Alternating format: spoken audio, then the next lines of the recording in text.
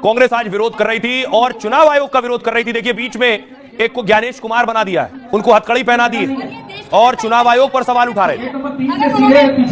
दूसरी तरफ देखिए कांग्रेस यहां उलझी है, बीजेपी ने दक्षिण में भी कमल खिला दिया है। तस्वीर आप देख रहे हैं दक्षिण भारत में, केरल में देखिए दिवाली मन रही है, पटाखे फोड़े जा रहे हैं क्योंकि वहां भी बीजेपी ने जीत दर्ज की है।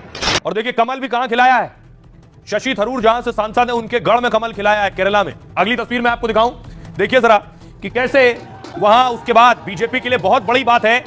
अब तक यह कहा जाता था बीजेपी दक्षिण भारत में पांव नहीं पसार पा रही। और देखिए वहां जो बीजेपी की मेयर है वो होंगी श्रीलेखा, पूर्व आईपीएस रही है, डीजीपी भी रही है। अब देखिए केरल में बीजेपी के लिए बहुत बड़ी जीत है, इसके बहुत मायने। केरल के निकाय चुनाव में बीजेपी को बड़ी कामयाबी मिली है।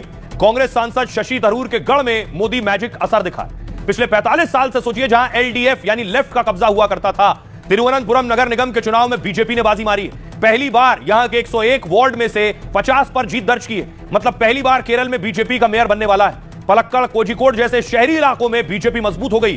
पूरे केरल में बीजेपी ने करीब 1900 वार्ड में जीत हासिल की है, यानी बीजेपी ने पिछली बार से करीब 300 वार्ड ज्यादा जीते। निकाय चुनाव में बीजेपी को करीब 20% वोट शेयर मिला है। केरल का निकाय चुनाव सत्ता का सेमीफाइनल माना जाता है। 2026 में बंगाल के साथ केरल में भी विधानसभा चुनाव होने और अभी तक कांग्रेस गठबंधन यूडीएफ और लेफ्ट के बीच लड़ाई हुआ करती थी, लेकिन केरल में बीजेपी ने अपनी मजबूत दावेदारी पेश कर दी है। यानी केरल में बीजेपी ने मुकाबला त्रिकोणीय कर दिया है और वो बंगाल की तरह मौजूदा सरकार को अभी सीधी चुनौती दे रही है। बीजेपी इससे बहुत खुश है, उनके लिए एक बड़ी कामयाबी है। सुनिए कि मेयर में जीत के बाद प्रधानमंत्री नरेंद्र मोदी ने खुद ट्वीट किया। क्या कह रहे हैं पीएम मोदी, आपको बताता हूं, देखिए सर। पीएम मोदी कह रहे हैं हमारे कार्यकर्ता ही हमारी ताकत है। वो कह रहे हैं और हमें उन पर गर्व है, अपने कार्यकर्ताओं पर, कार्यकर्ताओं के काम और संघर्ष को सलाम करता हूं। जमीनी स्तर पर काम का कर शानदार जीत दिलाई है कार्यकर्ताओं ने। राहुल गांधी कह रहे हैं तिरुवनंतपुरम के किसी व्यक्ति पर कोई टिप्पणी नहीं है, ग्रामीण इलाकों में हमें भारी जीत मिली है।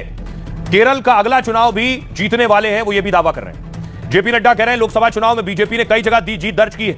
ये नतीजे केरल में हमारी बढ़ती मौजूदगी का संकेत है। ये केरल में बदलाव की मजबूत इच्छा का संकेत है। शशि थरूर कह रहे हैं जनता के फैसले का सम्मान होना चाहिए, चाहे वो कांग्रेस के पक्ष में हो या फिर बीजेपी के। कुछ नतीजे चौंकाने वाले हैं, पर यही लोकतंत्र की खूबसूरती भी है। बीजेपी की जो मेयर होंगी वो है कौन? ये है श्रीलेखा, जो पहले आईपीएस रह चुकी हैं, पूर्व डीजीपी रह चुकी हैं और अब कमल थामने के बाद बीजेपी की मेयर होंगी। इनका तारुफ आपसे कराऊं, इनके बारे में आपको बताऊं। केरल की पहली महिला आईपीएस बीजेपी की पहली मेयर बनने वाली। 64 साल की श्रीलेखा केरल की पहली डीजीपी रह चुकी हैं। श्रीलेखा की पहचान ईमानदार और सख्त ऑफिसर्स में रही है। वो CBI, Kerala crime branch, vigilance जैसे विभागों में भी काम कर चुकी हैं। भ्रष्टाचार को लेकर कड़ी कार्रवाई और छापेमारी को लेकर बहुत मशहूर रही। तिरुवनंतपुरम में पली बढ़ी श्रीलेखा की कहानी बहुत संघर्ष से भरी रही। मैं 16 साल की उम्र में श्रीलेखा ने अपने पिता को खो दिया, लेकिन पढ़ने लिखने का जुनून कम नहीं होने दिया। अच्छे नंबरों से अंग्रेजी से एमए, एमबीए की डिग्री हासिल की। इसके बाद कुछ दिनों तक पढ़ाया, आरबीआई में भी नौकरी की। नौकरी करते हुए सिविल सर्विसेज यानी आईएएस की तैयारी करती रही और फिर 1987 में केरल की पहली महिला आईपीएस अधिकारी बनी। 33 साल की सर्विस के बाद श्रीलेखा 2020 में रिटायर हुई हैं और इसके बाद वो 2024 में बीजेपी में शामिल हुई। श्रीलेखा अब एक यूट्यूब चैनल भी चलाती हैं। इसमें वो बतौर पुलिस अधिकारी अपने अनुभव साझा करती हैं लोगों के साथ और भ्रष्टाचार के खिलाफ लड़ाई के तरीके बताती हैं। तिरुवनंतपुरम के एक वार्ड में रिकॉर्ड अंतर से जीत हासिल की है और शशि थरूर के गढ़ में पहली बीजेपी मेयर बनने वाली है। एक और हमास का बॉस ढेर कर दिया गया। यह तस्वीर आप देख रहे हैं, हमास कमांडर को मारा है, गाड़ी से जा रहा था।